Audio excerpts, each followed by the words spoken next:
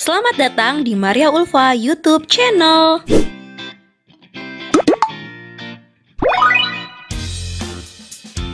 Jangan lupa like, comment, subscribe, dan share. Assalamualaikum warahmatullahi wabarakatuh. Halo semua, apa kabar? Semoga kita dalam keadaan sehat ya.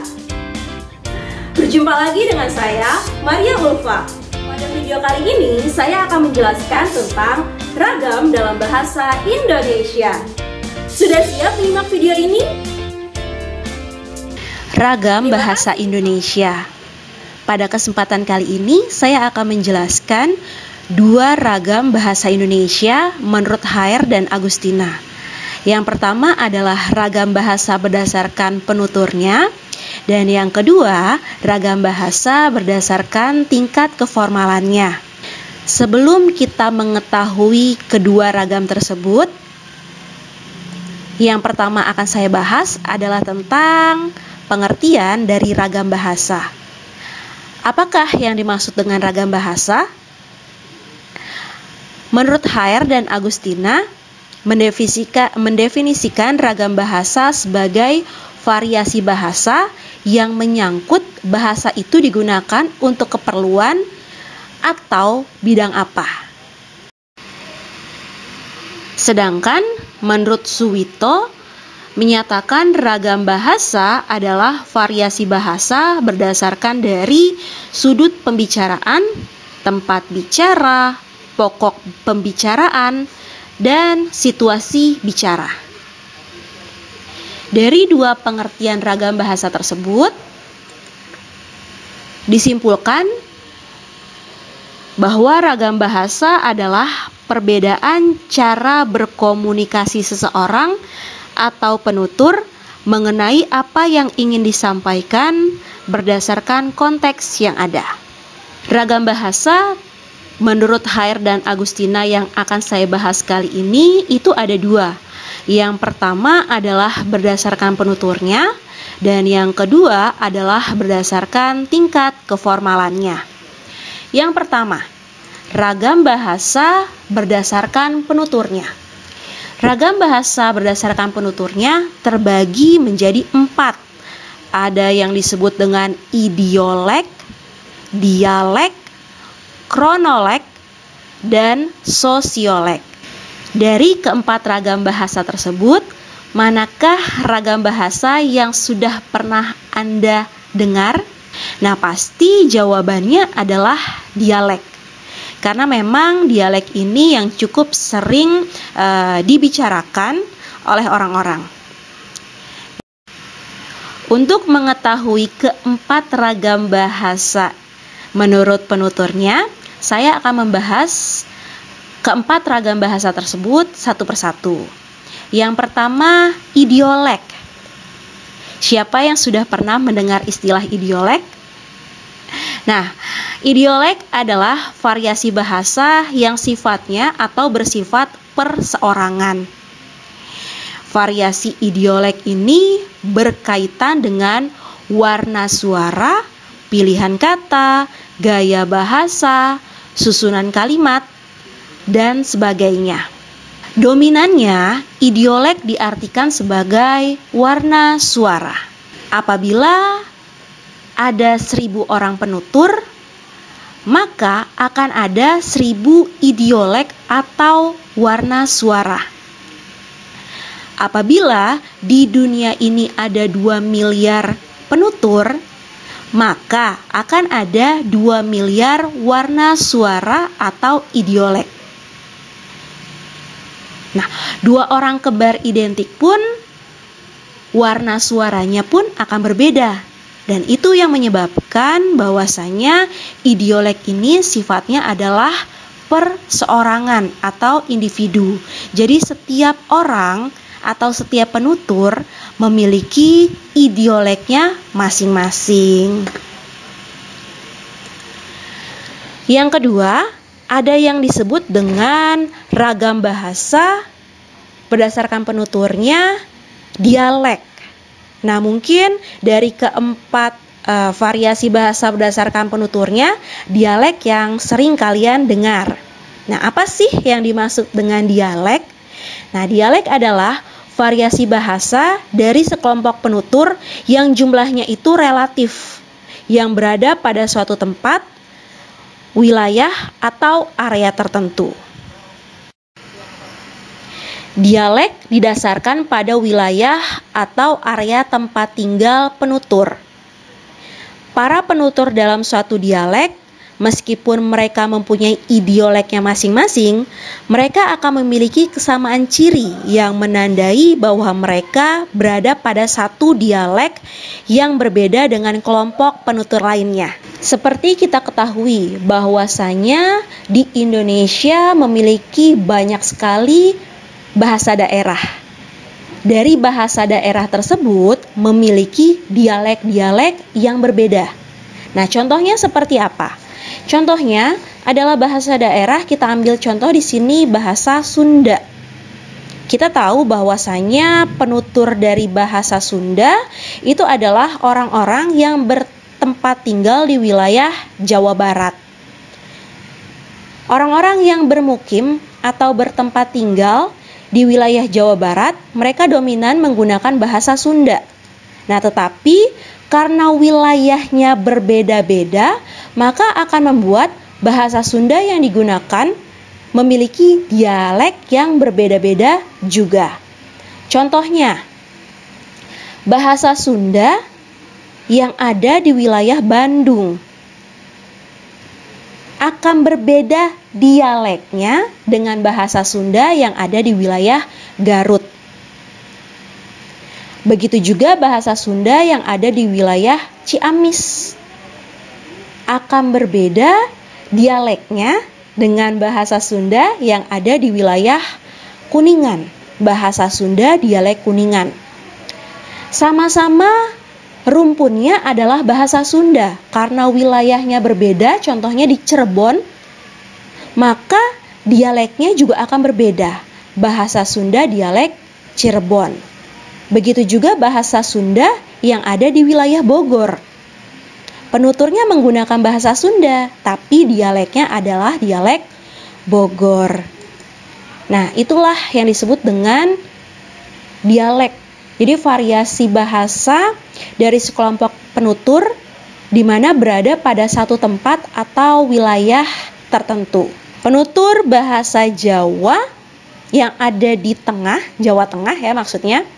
Nah, sama-sama menggunakan bahasa Jawa, tapi karena wilayahnya berbeda-beda, akan membuat atau akan menyebabkan dialeknya juga berbeda-beda. Contoh, bahasa Jawa yang ada di wilayah Brebes. Bahasa Jawa dialek Brebes. Bahasa Jawa yang ada di wilayah Tegal. Jadi bahasa Jawa dialek Tegal. Sama-sama nih bahasa Jawa yang ada di Semarang. Nah, tapi dialeknya berbeda. Bahasa Jawa dialek Semarang.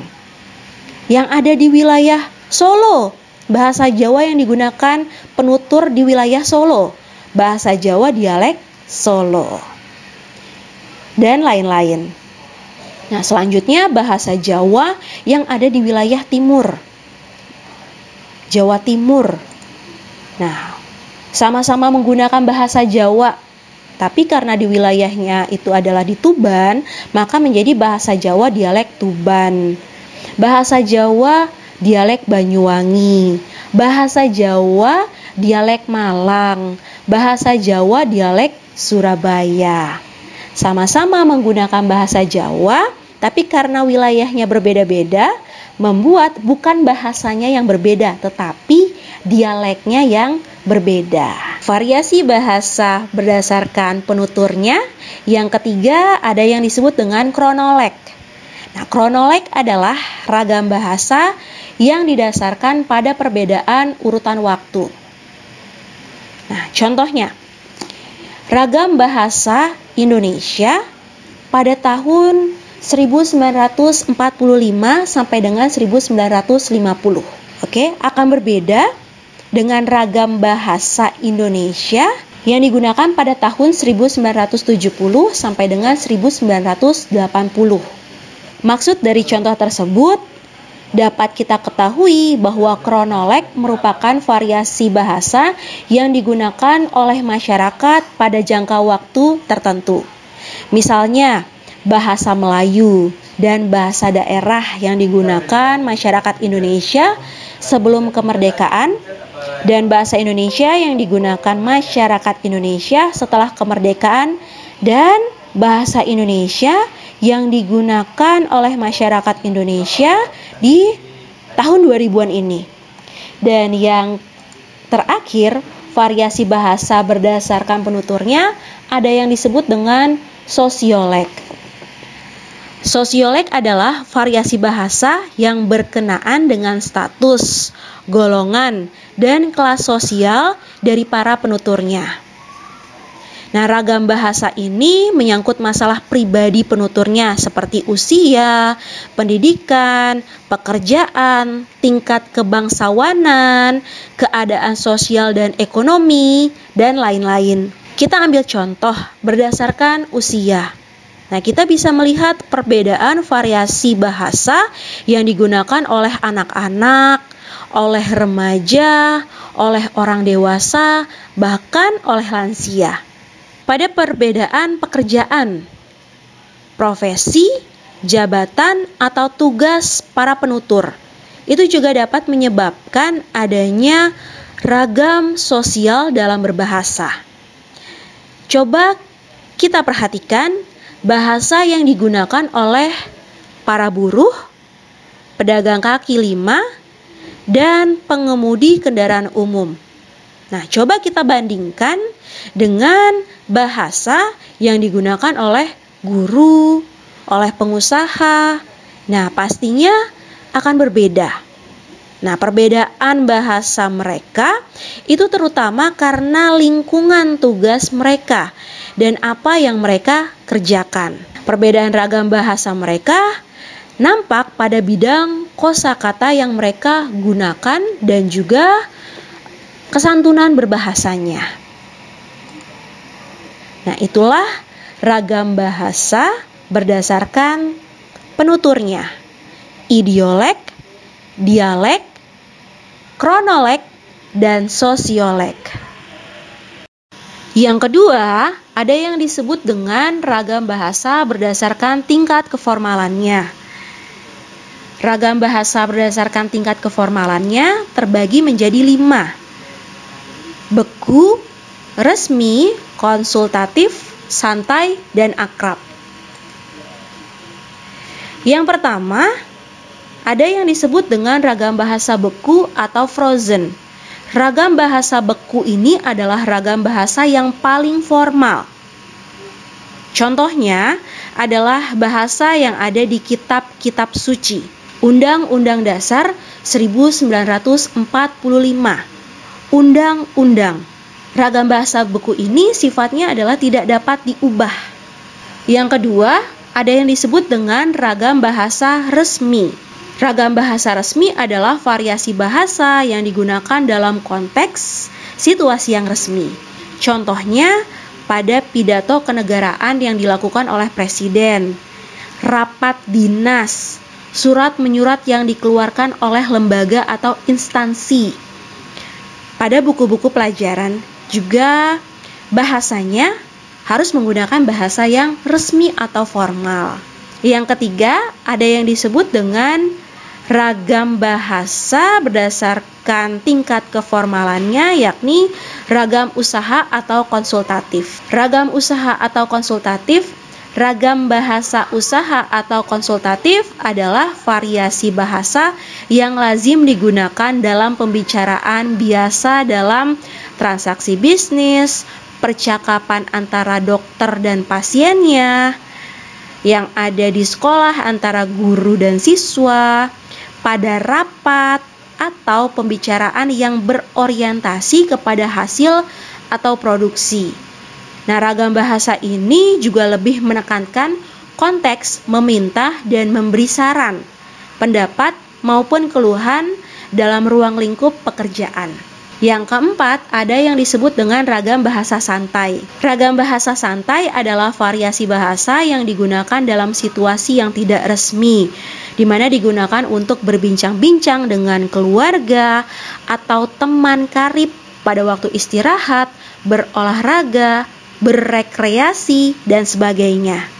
Variasi bahasa ini biasanya digunakan oleh para pembicara di warung kopi, di tempat-tempat rekreasi, di pinggir jalan, dan di pembicaraan yang sifatnya itu santai. Dan yang terakhir, ragam bahasa berdasarkan tingkat keformalannya adalah ragam bahasa akrab atau intim. Ragam bahasa akrab atau intim adalah variasi bahasa yang biasa digunakan oleh penutur yang hubungannya itu sudah sangat terbilang akrab. Seperti contohnya keluarga, sepasang suami istri, sanak saudara, dan sahabat yang benar-benar akrab. Ragam bahasa intim ini lebih menggunakan nama panggilan yang hanya diketahui oleh partisipannya. Nah, contoh kalian, siapa di antara kalian yang memiliki nama panggilan yang hanya diketahui oleh keluarga kalian saja? Dan di mana nama panggilan kalian tersebut itu berbeda 180 derajat dengan nama asli kalian.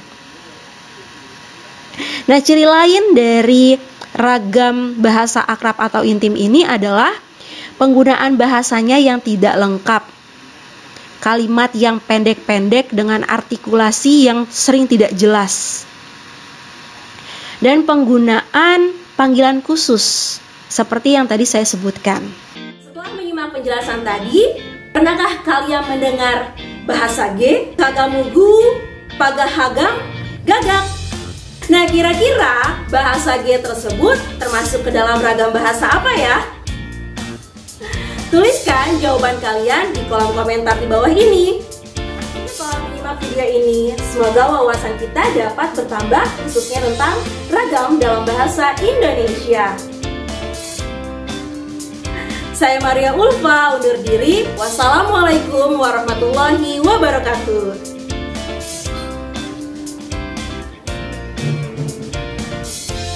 Like, comment, subscribe, dan share.